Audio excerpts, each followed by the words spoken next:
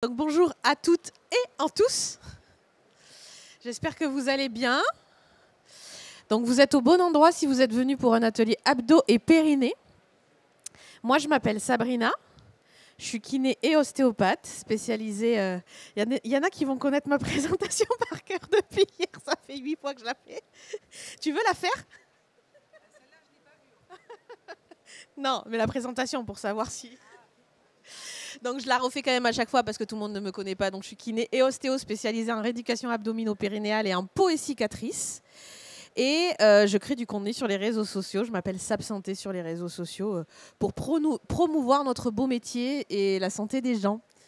On va partager ce temps avec Estelle qui va se présenter et vous allez tout savoir sur le lien des abdos et des périnées d'ici une demi-heure. Donc moi je suis Estelle, je suis kinésithérapeute en abdominaux, pelvis, périnéologie et sexologie. Et j'ai une société de formation qui s'appelle Hippofitness, donc pour enseigner les techniques hypopressives. Et j'ai 2 livres aussi, un sur la sexo et un sur les hippos. Go, on y va, c'est un atelier pratique. Au cas où vous n'aurez pas tout à fait compris, c'est vous qui allez pratiquer. Donc on va vous demander de vous lever. Vous avez le droit de prendre des notes. Je vois qu'il y en a qui sont très studieux avec les carnets et tout. Vous êtes des stagiaires parfaits. Mais on va pratiquer. Donc pieds parallèles. Vous vous relâchez, vous vous détendez. Oui. On va commencer par la base de la base quand on parle de périnée, c'est de la prise de conscience. Donc vous allez juste dans cette position respirer. Et souffler. Inspirez. Et souffler. Qui c'est qui a main levée sans la zone en dessous du nombril un peu bouger? Ok, donc ça ne bouge pas pour tout le monde déjà. On va faire une inspiration un peu plus forcée. Donc vous inspirez, vous relâchez le ventre, vous relâchez le périnée. Vous laissez l'air rentrer dans les poumons, vous gonflez la cage thoracique.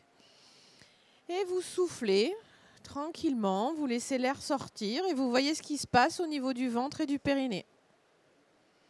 Vous pouvez recommencer une deuxième fois, inspirez. Et soufflez.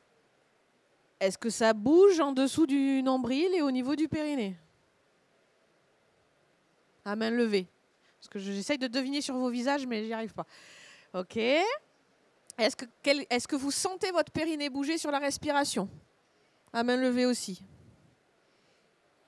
Ok. Donc on va aller un petit peu plus loin. Donc là déjà vous avez vu le lien entre le périnée et les muscles respiratoires, donc principalement le diaphragme qui a ses coupoles comme ça, le périnée qui a ses coupoles comme ça. Donc ils fonctionnent ensemble. Donc déjà on voit le lien avec toutes les rééducations respiratoires, le lien avec le périnée. Maintenant pour celles ou ceux qui n'ont pas trop ressenti leur périnée se contracter, on va laisser les pieds bien ancrés dans le sol, vous vous redressez et vous essayez de faire une rotation externe avec vos fémurs, une rotation contrariée, mais vous ne la faites pas puisque vos pieds sont ancrés dans le sol. Donc vous faites ça, une rotation contrariée. Et maintenant, à main levée, levez la main ceux qui ont senti qu'il se passait quelque chose dans la zone périnéale et abdominale. Ok. Donc là, c'est juste pour faire le lien entre le périnée et les autres zones du corps. Vous n'avez pas besoin d'être spécialisé en périnéologie et d'avoir envie de travailler en intracavitaire pour avoir une action sur le périnée. Et pour aller toujours plus loin, vu qu'il y a eu de la prise de conscience, on ne vous a pas indiqué quoi faire avec le périnée. Beaucoup ne sentaient pas leur périnée, donc maintenant, on va essayer de vous faire sentir votre périnée. Donc à nouveau, pieds parallèles, on va continuer à travailler debout. Ce coup-ci, on ne va même pas se servir de la respiration en première intention. Vous allez essayer de retenir un léger gaz. Un tout petit, celui que vous ne voulez pas qu'il sorte. Vraisemblablement, ouais. Ah oui, on parle pipi caca en périnée. Hein. Donc vraisemblablement, vous avez activé votre sphincter de l'anus. Vous êtes tous kinés ou étudiants kinés. On est d'accord qu'un sphincter, c'est un muscle rond. Donc comme un chouchou qui vient de se serrer, vous activez le sphincter de l'anus. Et normalement, si vous êtes allé encore un petit peu plus loin, vous sentez que ça remonte. Aux alentours des fesses, pas loin derrière. Et on relâche. On va avancer un petit peu, on va aller activer le sphincter urétral. Donc toujours pareil, c'est un muscle rond, comme un petit chouchou qu'on va serrer au niveau de l'urètre. Et vous serrez et vous essayez de retenir les urines. On ne fait pas de stop pipi, c'est totalement interdit. Donc on n'arrête pas le jet de la miction quand on va aux toilettes. Mais par contre, imaginez qu'on fait pipi et retenir les urines, ça c'est OK. Donc, vous relâchez votre périnée, vous êtes détendu. Et du coup, vous contractez votre périnée. Vraisemblablement, ça se serre et ça remonte. Donc à main levée, qui sent avec ces techniques le périnée se contracter? C'est vachement mieux. Qui sent le périnée remonter? Okay. Qui sent le périnée descendre à la contraction, voire pousser vers le bas? On va reparler. Donc un périnée qui se contracte et un périnée qui remonte. Donc ça, c'est vraiment avoir conscience de ça. Et ce que vous avez pris aussi normalement conscience avec ce petit exercice, c'est que entre le sphincter anal et le sphincter urétral, il y a de l'espace. Normalement, ce n'était pas du tout la même zone. Donc arrêtez de dire que le périnée c'est petit, que le périnée ça n'a pas beaucoup d'importance, ou etc. C'est tabou parce que c'est pipi, caca, cucu, etc. Et que du coup c'est des sujets qui font rire ou des sujets qui sont tabous. Mais la zone est hyper importante, elle vient fermer en bas le caisson abdominal. Donc tout ce qui se passe dans l'abdomen a un lien direct avec le périnée. Et en plus vous voyez qu'il y a de l'espace entre ces deux sphincters. Donc c'est quand même assez grand, c'est pas une toute petite zone. Maintenant, donc là, vous avez travaillé la contraction volontaire du périnée. Donc, vous allez bien vous redresser. Refaire cette contraction volontaire, donc comme si votre périnée était une pince qui devait attraper quelque chose et le remonter. Vous maintenez en haut. Vous êtes en auto-redressement.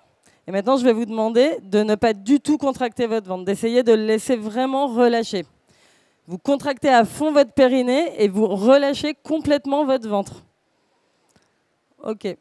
À main levée, qui a réussi à vraiment relâcher le ventre en contractant son périnée? Ok, donc vous êtes tous des très bons élèves. Non. Donc il y a une synergie entre le périnée et les abdos. Donc quand vous faites une contraction volontaire du périnée et que vous êtes dans une posture de redressement, il y a une contraction normale qui accompagne et donc qui vient des transverses de l'abdomen. Donc une des façons d'obtenir une contraction réflexe des transverses de l'abdomen, ça peut être de faire une contraction périnéale sur un auto-redressement. Et puis ça sert de bilan en fait. Tout ce qu'on est en train de faire, ça sert de bilan en dehors de faire un toucher vaginal. Parce que typiquement, quand on a le périnée, il descend, les abdos, ils se relâchent et ils poussent. Ça s'appelle une inversion de commande. Et c'est tout ce qu'on va rééduquer en fait et chercher à rééduquer. Et même si vous ne faites pas de pelvipérinéologie, l'engagement correct du caisson abdominal, c'est quand même important dans à peu près toute la kinésithérapie, quelle que soit la spécialité. On va continuer encore un peu plus loin dans la prise de conscience des liens du périnée avec le reste du monde. Vous êtes pieds parallèles, périnée relâché, abdominaux relâchés. Je vais vous demander de contracter votre périnée. Donc on est d'accord que c'est serré, remonté. Moi j'aime bien donner l'image que chez les femmes, on rapproche les lèvres internes et on remonte comme si on voulait fermer le vagin. Comme ça on est à mi-chemin entre les sphincters urinaires et anneaux. Et chez les hommes, comme si vous remontiez les testicules. Alors pas comme si le scrotum il se rétractait, comme quand il fait froid, mais vraiment comme si vous remontiez les testicules. Comme ça on est au milieu du périnée. Vous relâchez, vous remontez et vous relâchez. Très bien. Vous ouvrez les jambes en danseuse, pour de vrai ce coup-ci, pas comme tout à l'heure. Vous faites la même chose. Serrez le périnée en localisant le milieu du périnée et relâchez. Serrez et relâchez. Vous revenez parallèle. Serrez, relâchez. Serrez, relâchez. Et maintenant, vous mettez en canard. Les orteils devant. Serrez, relâchez. Serrez, relâchez. À main levée. Qui c'est qui, lorsqu'on était en danseuse, a senti plus son périnée antérieur se contracter? Ok. Qui c'est qui, lorsqu'on était en canard, a plus senti son périnée antérieur se contracter? Qui c'est qui n'a rien senti du tout sur son périnée? Ok, et il y a peut-être des bases à revoir c'est sur cet exo. Donc, ce que j'ai voulu mettre en lumière là, pour ceux qui ont senti, c'est qu'en fait, vous n'avez pas tout à fait la même zone d'activation préférentielle en fonction de la rotation de hanche. Pourquoi, à votre avis? Est-ce que quelqu'un a la réponse? Abducteur, pas loin. C'est la hanche, mais c'est pas tout à fait ce muscle-là. Ah, pelvitroc, oui, pelvitroc, c'est ça, obturateur interne. Et c'est là où commencent les ennuis. C'est-à-dire que le puborectal, qui est le muscle principal du périnée, l'élévateur de l'anus, vient s'insérer sur un renfort facial de l'obturateur interne. Donc vous voyez déjà le début des problèmes en fait. C'est que nous, on a des muscles qui s'insèrent d'un bout d'os à un bout d'os pour faire bouger des articulations en général en kinésithérapie. Mais là, on a un muscle qui est postural, qui se contracte plus ou moins automatiquement dans la vie de tous les jours, qui s'insère sur un renfort facial d'un autre muscle qui sert à bouger une autre partie du corps, et sur un petit bout d'os, un peu de pubis, un peu de coccyx. Donc vous voyez le lien avec la coxo, forcément, et vous voyez le début des problèmes, parce que c'est pas si facile que ça, finalement, de gérer un périnée, ou en tout cas, il y a tellement de choses autour, que quand on a des problèmes périnéaux, il faut aller chercher des fois autour, mais aussi, ça commence à éveiller votre idée sur, tiens, elle a la malle à la hanche, tout ce que je fais depuis le début, ça ne fonctionne pas. Si je la redirigeais pas vers quelqu'un qui fait un peu de périnéo pour aller voir ce qui se passe par là, ou si moi, je ne ferais pas des petits bilans et pour savoir ce qui se passe par là. Une lombalgique chronique, un lombalgique chronique qui traîne, qui ne répond pas correctement aux thérapeutiques que vous donnez, les bilans n'est pas très clair. Est-ce qu'on n'irait pas chercher un petit peu ce qui se passe au niveau du périnée aussi? Peut-être. Allez, pour sortir un peu de la contraction volontaire du périnée, on va plus être dans les abdos. Je vais vous demander juste de faire un auto-redressement et de décaler votre centre de gravité vers l'avant. Vous vous grandissez et vous essayez de ressentir ce qui se passe dans votre ventre. Et vous revenez à la position neutre. Et vous revenez vers l'avant et vous essayez de ressentir ce qui se passe dans votre transverse. OK. Donc là, on va le faire à main levée. Qui a senti que le déséquilibre avant entraîne une activation des transverses? OK. Donc ce qu'il ne faut pas oublier, c'est que les transverses, comme les muscles du périnée, sont des muscles posturaux. Donc on travaille. Je sais qu'il y a beaucoup de kinés qui le travaillent en contraction volontaire, donc on va voir ce que c'est la différence. Donc là, vous vous redressez et vous rentrez votre ventre très fort. Vous rentrez votre nombril en vous redressant. OK. Donc ça, c'est une contraction volontaire des transverses. Vous refaites l'auto-redressement, vous penchez en avant.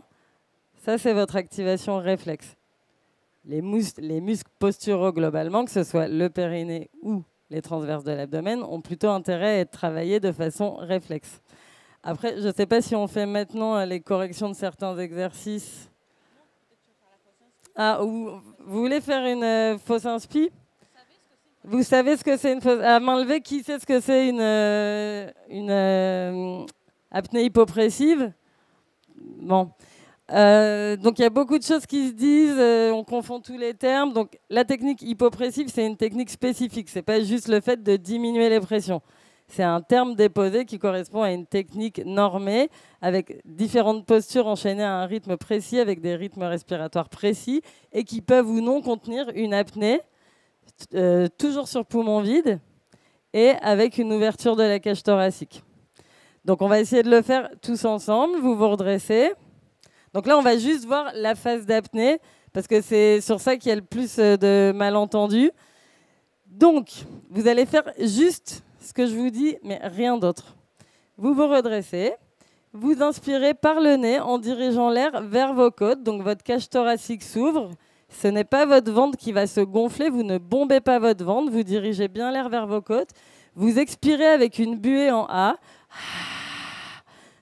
J'entends rien, alors on va recommencer parce que si tout le monde fait une buée en A, c'est sûr que je vais entendre. Il ne faut pas avoir honte, c'est vraiment...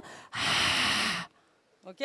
Donc on inspire par le nez, on dirige l'air vers les côtes, la cage thoracique s'ouvre, on garde la cage thoracique bien haute et on expire en buée en A. Jusqu'à poumon vide, vous ne reprenez pas de souffle, vous allez jusqu'à poumon vide, allez un petit peu plus vide. Une fois que c'est vide, vous fermez le nez, la bouche et vous réouvrez vos côtes comme si vous faisiez une inspiration.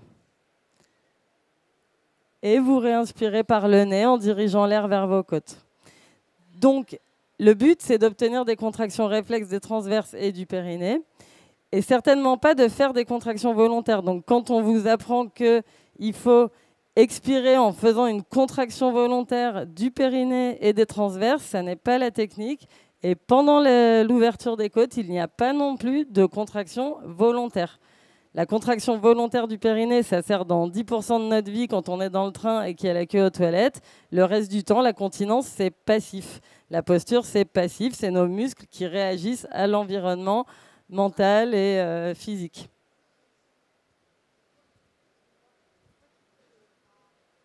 C'est une expiration qui est vraiment typique, sans blocage. On ne pense pas les lèvres.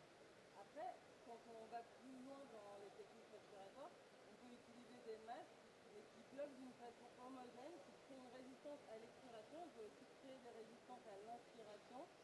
Et c'est vraiment, en tout cas sur la base, il faut que le flux soit homogène. Donc, sans blocage, sans toute l'évasion, elle bloque beaucoup. Ou elle bloque par la gorge parce qu'elles ont l'instinct de survie, elles ne veulent pas vider l'air. Donc il y a toujours un endroit où ça bloque pour essayer de garder l'air. Vraiment pas. Les techniques hypopressives, ce qu'il faut comprendre aussi, c'est qu'il y a une normalisation du tonus général.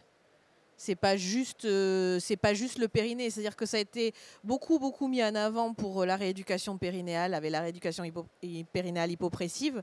Mais les techniques hypopressives que Estelle enseigne, c'est vraiment assez général au final. Même si ça a de bons résultats sur les abdos et le périnée, c'est quand même quelque chose de plutôt général. Et tout ça, ça met en lumière déjà une complexité de réflexion autour du périnée. On vous dit que le périnée, déjà, on va peut-être pas penser que périnée, on va penser coxo, on va passer lombaire, parce que caisson abdominaux lombo-périnéal, avec l'activation des stabilisateurs du tronc, donc les abdos et tous les abdos quand même, parce qu'en fait, si on a tous les abdos, c'est qu'ils sont tous utiles. Nous, on vous parle beaucoup du transverse parce que ça protège ça entraîne une contraction réflexe du périnée, donc ça protège le périnée. Mais si on a des grands droits et si on a des obliques, ils sont là quand même aussi pour quelque chose. Donc toute la question autour de comment on engage ses abdos, à quel moment, en fonction de ce qu'on fait, tout ça, c'est une vraie problématique en tant que kinésithérapeute qu'il faut se poser. Pourquoi ? Parce qu'en fait, tous les abdos sont hyperpressifs. D'accord ? Ils augmentent quelque part la stabilisation du tronc.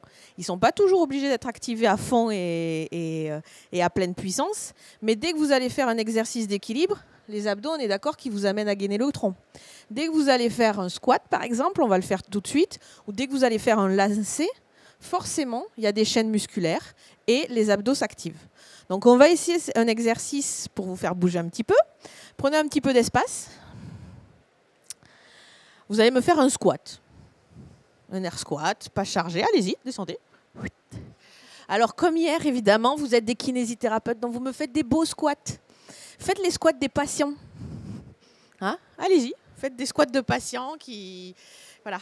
Vous êtes relâchés, vous essayez de descendre en squat et vous voyez ce que ça donne. Et surtout, qu'est-ce qui se passe par ici ? D'accord ? Maintenant, vous allez faire une correction. L'auto-agrandissement qu'on a vu tout à l'heure. Et vous descendez en squat en gardant l'auto-agrandissement. Est-ce que c'est pas mieux un peu ce qui se passe par là ? En main levée, dites-moi si c'est quand même plus stable ce qui se passe au niveau du périnée et des abdos. Voilà. Donc ça, on voit que jusqu'avec un correctif de posture, je ne vous ai pas demandé de contracter le périnée, surtout pas. Je ne vous ai pas demandé de contracter les abdos. Pour autant, il y a une meilleure activation du périnée et des abdos sur un squat polyarticulaire. Alors plus on va avancer, plus on va se rapprocher du RM, de la force maximale que les gens sont capables de soulever, et plus il va y avoir une barre chargée sur les épaules, plus ça va se faire plus ou moins automatiquement, parce qu'à un moment donné, pour déraquer la barre, il faut se mettre en auto-agrandissement. Mais sur du air squat ou sur des squats avec une kettlebell, ce genre de choses, souvent, ils vont venir s'avachir, et puis ils vont casser le dos comme ça, avec les abdos qui ressortent. Et en fait, c'est contre-productif, ça ne stabilise pas le dos. Ça ne protège pas le périnée. Donc vraiment, ce qu'on a envie de mettre en lumière avec cette conférence, et après d'aller plus loin si vous voulez venir à nos formations, c'est qu'en fait, vous avez tous un impact sur les abdos et sur le périnée, mais qu'aussi de le considérer, vous aurez un impact sur les autres rééducations et sur la santé globale de vos patients, en fait. Parce que donner des exercices à nos patients, on le fait tous et tous les jours. Il y a aussi un autre exercice qu'on donne beaucoup, c'est le gainage. Tu veux y aller ? Je te tiens le micro, ouais. Ça va être plus simple. Tu fais le gainage. Donc là, sur les réseaux sociaux, la plupart des corrections qu'on voit pour les gainages, ça donne ça.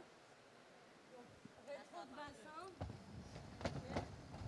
Rétro de bassin, serrer le périnée, rentrer le ventre. Donc ça donne ça. Donc quand on fait un gainage comme ça, à main levée, qui pense qu'on travaille les transverses de l'abdomen ? Qui pense qu'on travaille les grands droits en raccourcissement ? on travaille les grands droits en raccourcissement. Donc, je ne dis pas que cette correction est absolument nulle, je dis juste qu'elle est utile dans certains cas, mais que toutes les patientes qui viennent au cabinet, qui déjà ne savent pas faire un gainage en hauteur, c'est-à-dire même sur table comme ça, et qui se mettent directement sur des gainages bas, avec des rétros de bassin, des grands droits engagés, et qui pensent le faire pour travailler leur transverse, pour avoir un ventre plat, déjà on n'y est pas. Donc si on veut faire un gainage à visée de travailler les transverses, ce sera toujours exactement la même correction. Pour engager les transverses, on fait quoi? Un autograndissement. Donc n'importe quel gainage, il peut être... Mais là, c'est pas un mur solide, mais bon, vous commencez toujours par un mur. Et après, vous passez... Faire le gainage. Bah, vous allez le faire, mais là, moi, je le fais là, mais juste pour vous dire, vous êtes sportive et tout, bon, vous allez le faire au sol. Mais n'hésitez pas à faire commencer les patientes en hauteur. Et donc, il y a juste l'autoredressement là et là. Parce que quand on pense auto-redressement, souvent les patientes, elles ont tellement l'habitude qu'on leur ait dit de faire des rétros de bassin que dès qu'on parle un peu de correction de posture, hop, elles font une rétro de bassin. Donc, vous laissez bien les colonnes neutres, mais en allongement, c'est juste le plus d'espace possible entre chaque vertèbre. Et donc, forcément, quand on met le plus d'espace possible entre chaque vertèbre, l'arrière du crâne recule. Donc maintenant, vous allez toutes vous mettre en gainage comme vous le sentez. Il y a des garçons. Tous. Bravo les garçons d'être là. Vous avez vu qu'on n'a pas l'habitude. Donc souvent, les patientes, après les grossesses ou pas, bref, elles disent toujours, mais je peux plus faire de muscu parce que c'est dangereux. Voilà. La plupart des corrections, c'est bêtement un autograndissement dans tous les mouvements de sport. Donc là, vous tirez bien les talons vers l'arrière. Vous alignez bien vos fesses, vos talons, ça doit faire une ligne. Les fesses piquent ni en haut ni en bas. Les épaules ne doivent pas être enroulées, la poitrine est ouverte. Et vous pouvez être donc sur les genoux ou sur les pieds comme vous voulez, hein, ça n'a aucune importance. Vous pouvez même être à quatre pattes. L'important, c'est vraiment vous faites un autograndissement et quand vous n'en pouvez plus, vous relâchez. Mais voilà, en tout cas, juste pour dire que ce n'est pas très compliqué de corriger les patientes. Toutes celles qui ont très peur, parce qu'on parle toujours le périnée, non, je ne peux plus faire de muscu, je ne peux plus aller en salle, je ne peux plus rien faire. Des exercices en correction, en autograndissement, n'abîment pas le périnée. Alors, on va passer sur un exercice classique de la kinésithérapie moderne, la quadripédie. Hein? Franchement, on a tous vu ça. Oui, je veux bien que tu me tiennes. Donc, vous vous mettez tous à quatre pattes. Je vais tous vous guider par la voix. Donc, vous vous mettez à quatre pattes. Une jolie quadripédie de kinésithérapeute, les mains sous les épaules, les genoux légèrement écartés sous les hanches. Vous relâchez le dos, vous relâchez les fesses. Et là, normalement, il ne se passe pas grand-chose. Il n'y a pas grand-chose qui travaille. Vous ne pouvez pas regarder vers nous, hein, parce que vous êtes... Ah non, mais là, ils sont relâchés. Attends. Ah bon, Là, je veux ils prennent conscience qu'ils sont totalement relâchés. Le ventre est relâché, tout est relâché. Il ne se passe pas grand-chose. Correctif, auto-agrandissement. Donc, vous... mettez le plus d'espace possible entre les fesses et la tête. Vous ne pouvez plus regarder en haut, comme disait Estelle, parce que vous êtes en train de regarder entre vos mains. Vous mettez beaucoup d'espace. Vous essayez d'étirer le plus possible la colonne. Et normalement, assez naturellement, vous avez le transverse qui s'est engagé, qui a remonté vos viscères, et même le périnée qui est remonté. Je vous laisse tout relâcher. Et recommencez juste l'auto-agrandissement. Et tout relâcher. Alors ça paraît rien, mais c'est quand même un super éducatif. Il y a le poids des viscères qui permettent de travailler. Et surtout, cet exercice, je pense que... Rendez-vous sur l'espace. Super, il est 12h30. Et comment pérenniser l'activité physique continuez, hein. animée par FFM-KR. Super. Alors là, le sujet est génial, mais du coup, on reprend auto-agrandissement et on enchaîne sur un exercice que je pense qu'on fait tous faire à nos patients, ou en tout cas on devrait, le bird dog. Donc vous stabilisez votre bassin, rien ne doit bouger, le bassin ne doit pas bouger. Et vous m'en faites 2 ou 3 avec un tronc complètement relâché. Et vous m'en faites 2 ou 3 avec le correctif d'auto-agrandissement. On ne rétroverse pas, on ne rétroverse pas. Plus jamais de votre vie, je ne veux de rétroversion. Si vous rétroversez, vous activez les grands droits, vous activez les fessiers. Déjà en rétroversion, je ne sais pas ce qu'on peut faire comme autre mouvement qu'être rétroversé. Hein. Donc en auto-agrandissement, on peut faire plein de trucs. On peut faire des pas chassés, on peut danser. Voilà. C'est quand même plus libre de mouvement que juste... Ok, donc, est-ce que vous avez vu, toujours pareil, à main levée, la différence entre un tronc relâché et un tronc avec auto-agrandissement comme correctif, ce que ça changeait dans cette zone-là, ce que ça changeait en stabilité de bassin. Donc rien que ça, c'est un correctif qui est vraiment à votre portée et à bien guider les patients sur faire correctement les exercices. Estelle vous le disait juste avant aussi, toutes ces femmes qui arrivent, qui depuis leur postpartum ou parce que c'est la ménopause, pensent qu'elles ne peuvent plus rien faire. Elles ont un problème de genou, elles ont un problème d'épaule, elles sont lombalgiques chroniques. Certes, elles sont ménopausées, mais elles vous disent que, en fait, elles ont des fuites urinaires, etc., qu'elles ne peuvent pas engager leurs abdos. Mais ce simple correctif va permettre de faire des exercices correctement, va protéger leur périnée. Et si ça ne suffit pas à les rééduquer, parce qu'il y a des chances que ça ne suffise pas à les rééduquer, soit vous faites déjà de la périnéologie et c'est tout très cool, soit cherchez bien, vous avez un kiné qui fait de la périnéo pas trop loin de chez vous en général. Voilà. Et moi, je voulais juste finir en vous disant que y a beaucoup de kinés qui me disent oui, mais avec tel patient, j'arrive pas à lui faire prendre conscience et il n'arrive pas à conscientiser ses muscles périnéaux, il n'arrive pas à conscientiser ses transverses de l'abdomen. En fait, il y a moyen d'entretenir les muscles périnéaux et les muscles transverses de l'abdomen, comme tous les muscles posturaux, sans en avoir conscience. On n'a pas besoin de savoir faire une contraction volontaire pour entretenir des muscles. Donc voilà, ça c'est juste pour vous dire qu'il n'y a pas besoin de toujours passer par ça, contraction volontaire et prise de conscience. Avant de finir, on va juste, si vous n'êtes pas non plus obligé d'être en auto-agrandissement tout au long de la journée, vous pouvez être détendu. Ouais, avant de finir et de faire un truc un peu sympa pour finir, vous pouvez nous retrouver juste après la conférence derrière, à l'espace bibliothèque. On va laisser la place à Grégo. Non ? Après nous ? Ah, mais bien après. Bon, j'ai dit des bêtises. Donc, en tout cas, nous, vous pouvez nous retrouver sur l'espace librairie juste là. Si les formations vous intéressent, puisque si vous voulez aller plus loin, on forme toutes les deux à l'ITMP, toi aux techniques hypopressives et moi au bilan du caisson abdominal et d'autres petites choses autour de l'endométriose et des douleurs. Donc, tous les renseignements, vous les avez sur le site de l'ITMP. Et on va vous faire vous lever. Je crois que vous avez compris que quand même il y a un lien entre le flux d'air et le périnée. Et puis nous, comme on aime bien faire de la prévention, on va vous demander de nous aider à faire de la prévention. Donc comme les gens n'entendent pas assez parler de périnée et qu'il faut que tout le monde soit au courant, on aimerait bien que vous criez tous ensemble pour qu'à l'autre bout du salon, ils entendent tous parler de périnée. Mais évidemment, vous allez le faire bien. Tu comptes, en gros, on fait juste 1, 2, 3... On est en autograndissement et on crie juste périnée. Et vous ne nous laissez pas toutes seules crier périnée, ok ? Donc vous êtes bien en autograndissement. 1, 2, 3, périnée ! Merci beaucoup.